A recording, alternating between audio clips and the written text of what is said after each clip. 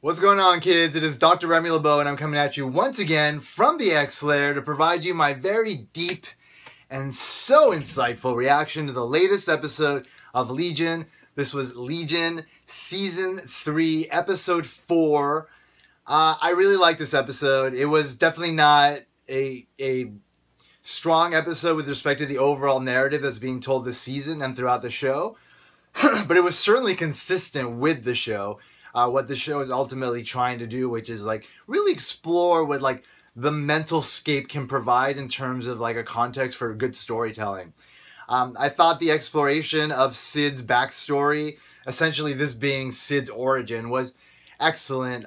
It was such a great poetic representation of who she was and what the key moments that sort of shaped her, but also just like, you know, just her overall like start to this world, and you know, her development from the sort of like a bird's eye view, nonetheless still being generated by her psyche. Like her whole birth and like her growing up with her mother, like first of all, the way it was represented was beautiful. I loved it. And like that, they had that really great song at the beginning. They have a really great ability on the show to merge every aspect of filmmaking, and one of the key aspects of filmmaking is the music, the sound. And if you're going to use songs, like it's always good to like, you know, try to have music that is consistent with the themes of the show, but also with like the vibe, you know. And that song was perfect. Like that whole sort of montage of her being born and the baby and like and in the crib, and then she's older. It was beautiful. It was just beautiful. So this episode was all about David trying to break through to Cid, ultimately realizing that this wasn't the same as his prior experiences in the last episode.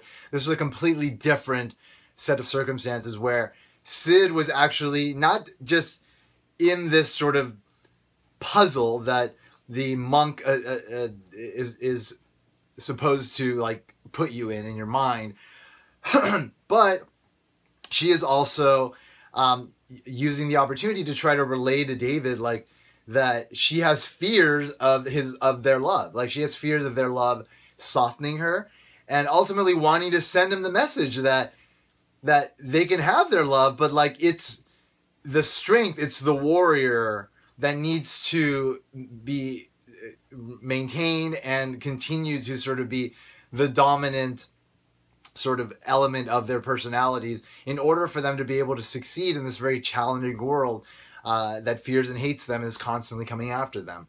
I thought that was like a beautiful message, and I thought the way that we got there was just wonderful. I loved all this series of really interesting like little vignettes about Cid's life, her being picked on. At some point, we didn't see when she realized she was a mutant, and it wasn't exactly clear that her mom knew that she was a mutant. But nonetheless, like clearly Cid knew, and she was obviously wearing gloves because she didn't want to touch anybody, because she knew that if she touched them, she would wind up switching bodies with them, is what it appears. It's unclear exactly, because like when she touched her mother, I thought it was just like the psyche switching, but it appears that it's actually physical. But I guess when she switches bodies, the power is transferred to her body, or the body is maintained in her body. And so if she transfers bodies with her mother, then her mother would have her power, and therefore she could go have that weird moment with her mother's boyfriend in the shower.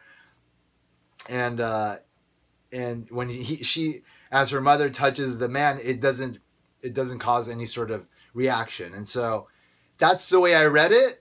I don't know. It's definitely a rogue-like situation, right? Rogue right there. Yeah, and Rogue down there. Hey, look, there she is. You know, her whole struggle of not being able to touch folks. Like, this is very similar to that, but obviously the effects of the touch are different. But nonetheless, like the effect of like wanting to kiss and like coveting that, and like and just kind of being torn apart by the inability to do so, especially as a child. As a child, when you first kind of grow into your body after puberty, and then you start to have these feelings, and to realize that you can't express them I'm sure is just something that can probably destroy a person, at least temporarily, at least for that very pivotal time period that can be very distressful regardless. So it's an interesting situation that Sid has had to deal with, and I like how, like, we saw again, like, her kind of trying to deal with it by first becoming kind of like punk, anti-establishment in her demeanor, in her way of being. Like, she had that very kind of leathery, edgy look to her. Went to like this club early on that was clearly like some sort of like punk rock club, where she probably should not have been going at that age. I think she was like 17 though. But 17 is fine. What am I saying? I used to go to clubs when I was 16 and 15. But that's interesting that sort of manifested that way, and that's part of her character that we didn't really see that today, right? We haven't seen that part of her, but it's good to know that that's like who she is. She's like this edgy chick that has a really strong armor that was built up because of these experiences. I love that experience that she had when she was probably a teen, and those girls who apparently were bullying her for several years, because they had that horrible moment where they said something about like she's living with her mom because her dad's in hell or something. She was like a little girl. But I love that moment when like that asshole guy like tries to kiss her and she doesn't want him to, and then he pushes her like a fucking asshole. And then she decides to switch bodies with him because those girls were there laughing, and then she kicks, and then in his body kicks their ass. So, and then they switch back, and then he winds up like just being I'm gonna assume completely culpable as far as like the cops go, and having to maybe have a prison record, maybe potentially ruining his entire life as a result. But the way that she went about doing it, the fact that she did it in that way at that age, it was very sort of poetically just. Ultimately, ethically, no, but it was definitely appropriate for that age group, and that's cool that we got to see that.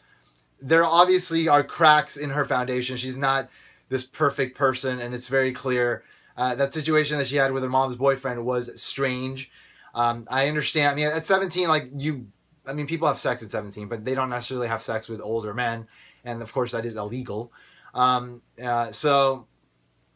for her to do that was bold, but for her then to allow the man to be arrested was strange.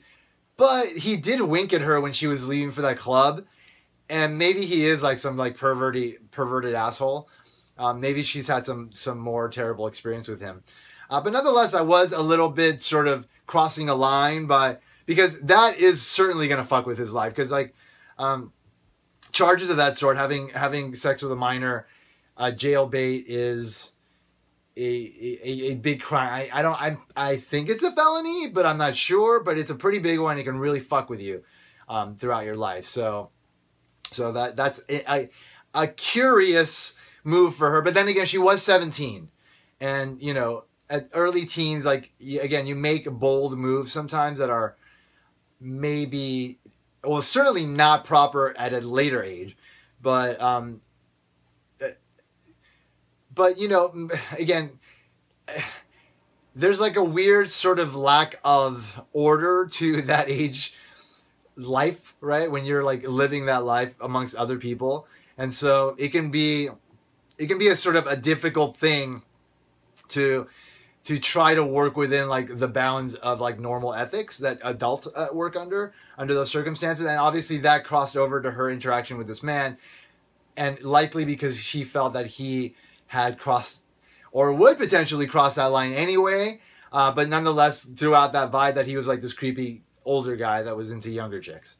And maybe he mistreated her mom in some way, but that wasn't clear. I don't know. Still, that was a gray area. Also establishing that, she maybe, like she is flawed in more ways than we can clearly see, beyond just like what her powers have done to her, just as a person. Like there's a definite deficiency there, and that's great. That I want that from my characters, from my main characters. I want to see their flaws. I want to see depth. I want to see complexity, especially in a show like this, especially if you're going to be the love interest of David Haller, who is all fucked up, all sorts of fucked up.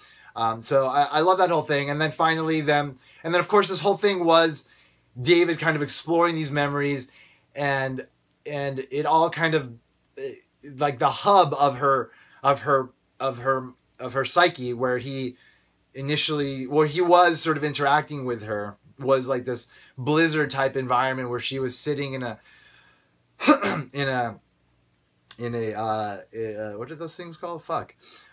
In an igloo, and it was like this cool like kind of paper mache fire, like translucent effect thing that was going on, which I liked, and that was a visual representation of how like muddy the whole situation was, like the whole state that she was in. Obviously she was in that puzzled state, but beyond that was an even bigger puzzle, and that was her own puzzle that she set out for him in order for David to figure out this very important thing that she was trying to communicate to him. That clearly she had a fear about what their relationship meant, and she had a fear that relationship would soften them, and she wanted to communicate that to him, and she finally did. And he was, of course, constantly trying to figure it out, what it was throughout the episode. Finally, in the end, him realizing it's about the struggles, it's about the challenges, it's about the things that made her stronger, that she was trying to relay to him ultimately this important message that her strength is what's going to help her survive, not the love of a man and like what that could mean for her. So beautiful. They go back into this white room environment which is, I guess, her pure mind, and then they wake up.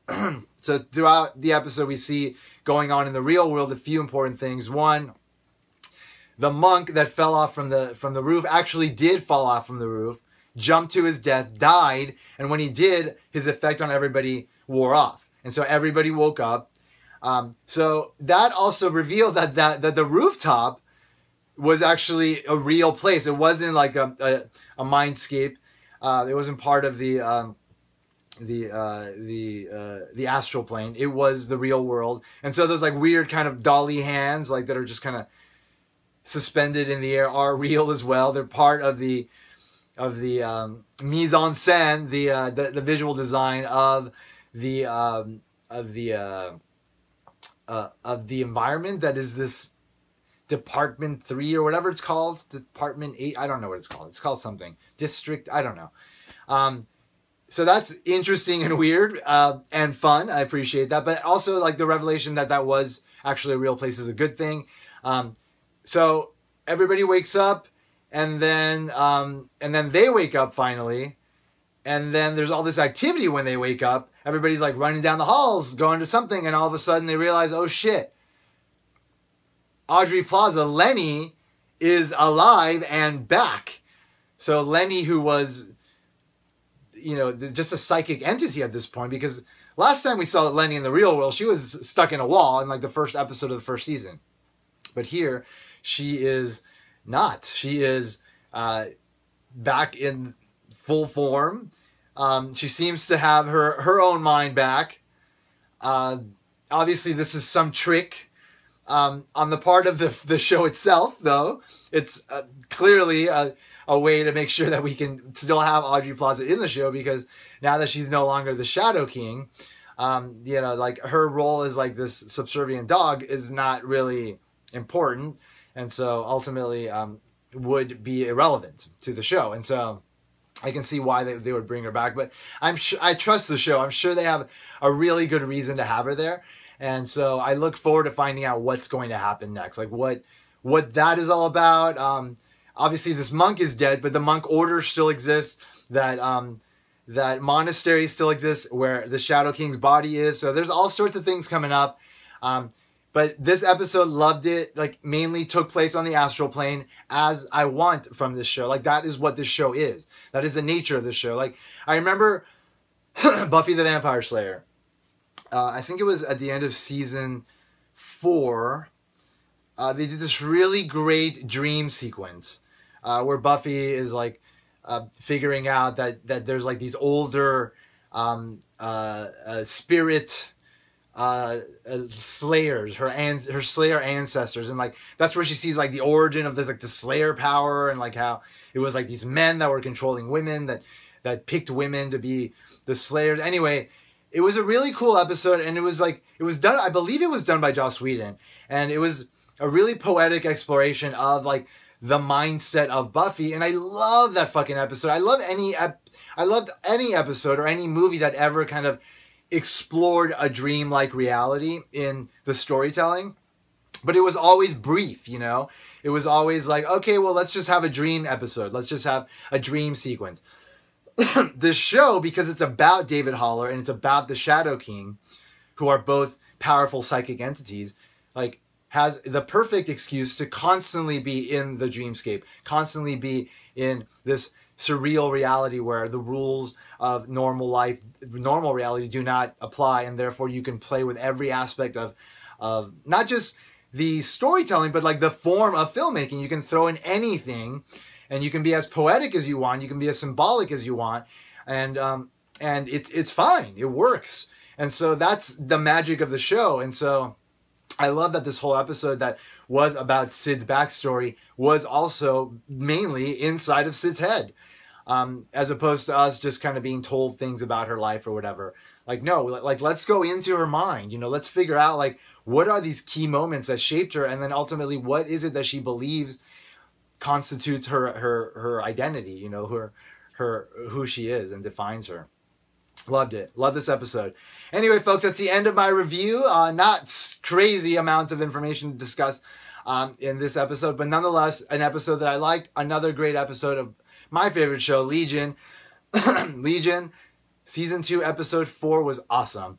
If you haven't already subscribed, you can press that little button down there. It's right there. It's calling you. Press it, and then you can keep up with my videos. Also, click I like if you like the video. If you don't, click you don't like. It's all right. I don't expect everyone to love me. That's the nature of the world we live in. But just remember, folks, no matter what the options are, you better put an X in the box because ain't nobody checking me. Take care, folks. Bye-bye.